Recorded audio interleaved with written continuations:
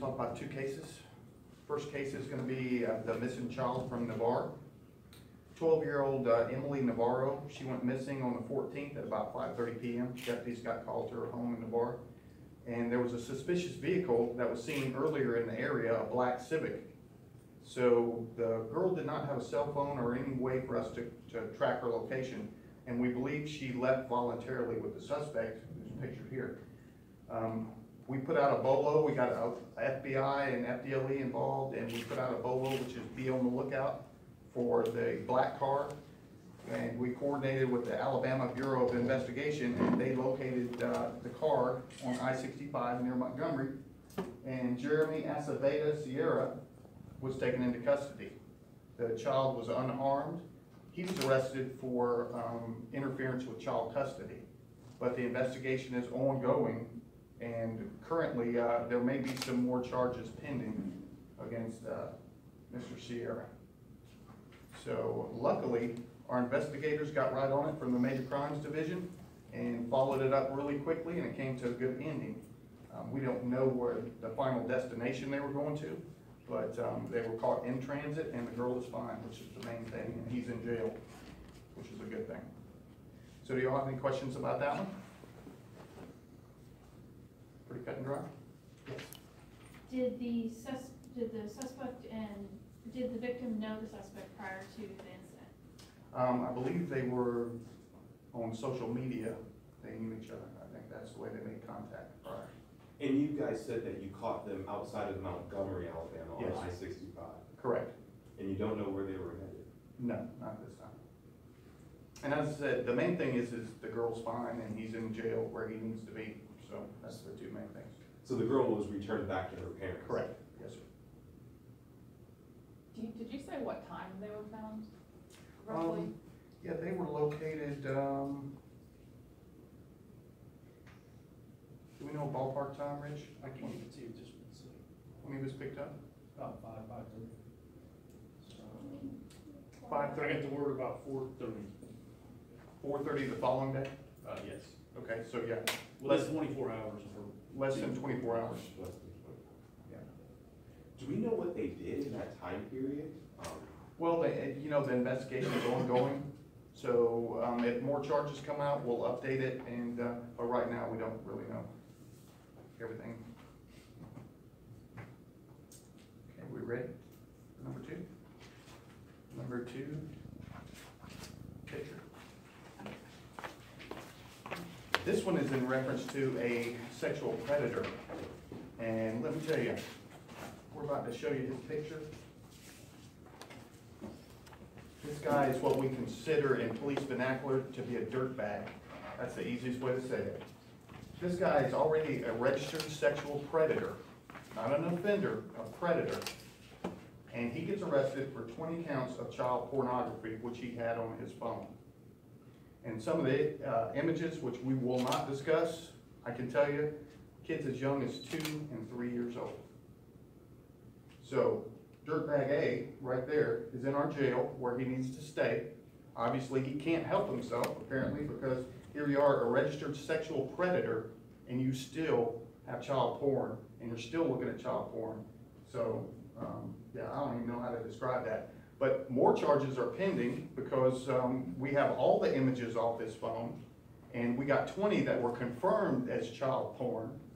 But there were 105 images, so we are sending those off to be verified, and once we get those verified as child porn, more charges will be pending against him. And hopefully he'll go to prison and stay there the rest of his life, where he can't have access to a phone or a child. And his name is Richard Andrew Jackson. He's 46 years old, and as I said, he was a sexual predator, and I believe he got classified as a sexual predator in the 90s, I believe. So that was a while back. And he's been arrested on several different obscene material possession charges. So, as I said before, just your run-of-the-mill sexual predator dirtbag that can't control himself. So he's where he needs to be right now. Any questions on him? Yes, sir. Where was he living at the time? He was living on Berry Hill Road in Pace. And we served a search warrant there, and that's where we got his phone and the images.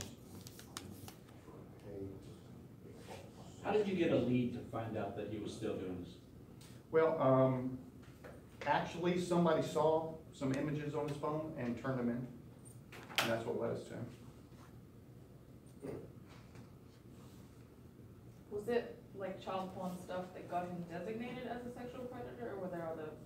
No, the sexual predator criteria is different than sexual offender. To be a sexual predator, you have to get arrested for kidnapping, false imprisonment, sexual battery, lewd and lascivious, or selling or buying minors. You have to do one of those things. Do you know which one he did? So, not right offhand, but I can tell you this, he's got a history.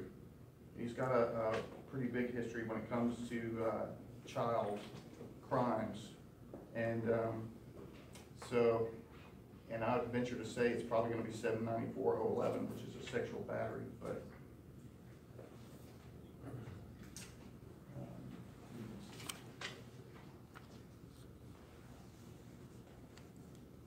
And he also has a problem registering as a child or as a sexual predator. Oh, and another thing he had was the phone that had the images on there was not registered. And if you're a sexual predator, you're required by Florida law to register all your electronic devices, computers and everything. The phone he had was not registered. So, Mr. Jackson has a hard time following the rules. Yeah, I don't see it on here, but it's either probably gonna be lewd and lascivious or sexual battery. It was a lewd and lascivious. Lewd and lascivious, okay. And as I said, once the other images get verified, each one's a third-degree felony. So he's got 20 third-degree felonies currently, but that could go as high as 100 if the other pictures get verified. But this is a guy that definitely does not need to see the light of day.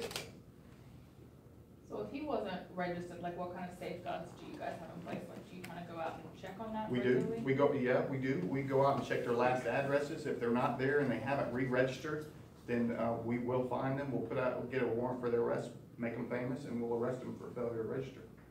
And we do that on a semi-regular basis. I mean, most of them try to follow the rules because they don't want to go to jail or prison, so. But every now and then you get a guy like this dirtbag here that just doesn't want to follow the rules. So that's why he's a current resident of the Milton Hilton. And you guys picked him up in Pace, Berryville Road. It was off of Pine Blossom Road. Pine Blossom Road, that's in Milton. Milton. Pine Blossom. What's his address on Berryville? Is that on the arrest report? It's on Berryville. So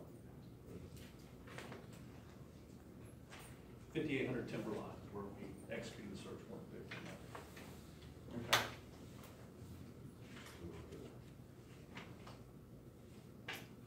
Okay. It says location of occurrence, Berryville Road. That's where the complaint came from. That's where the person who reported it came from. Okay. All right, so Pine Blossom Road, and that's going to be in District 4, which is Milton, not Pace.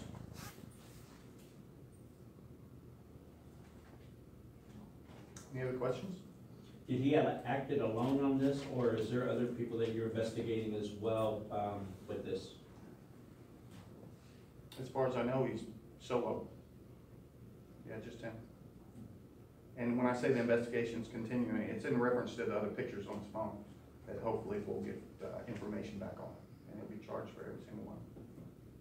I just didn't know if this might be like a small little ring, sometimes one Oh, person okay. to another, or something that might be starting, or. Well, the investigation's going on, and as they delve deeper into it, they could find that, but right now, there's no indications of that. No. Sir, do you have a message for any of the citizens of Santa Rosa County, or what they can do if they feel that they live near a suspected sexual predator or offender, and then they have left the area but is still registered in their neighborhood? Well, and the main thing too is you can go to the FDLE website and you can click on the sexual predator or sexual offender icon, and then you can put in Santa Rosa County, and it'll give you the address of every single sexual predator or offender living in our county. Know the people around you, and if you do have one that lives in your neighborhood and you don't think he or she resides there anymore, call us. we'll come out and verify that, and if they have changed their address and have not told us, we will put them in jail. How did you get the tip on this? Was this through Crime Stoppers? I don't believe so. Was this a Crime Stopper tip, guys? No, it was a citizen. Yeah. A concerned citizen. Cool.